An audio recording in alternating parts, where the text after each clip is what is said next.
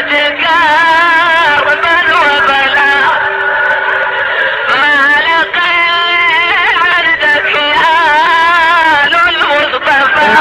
الله الرحمن الرحيم. ذلك ومن يعظم شعائر الله فإنها من تقوى القلوب.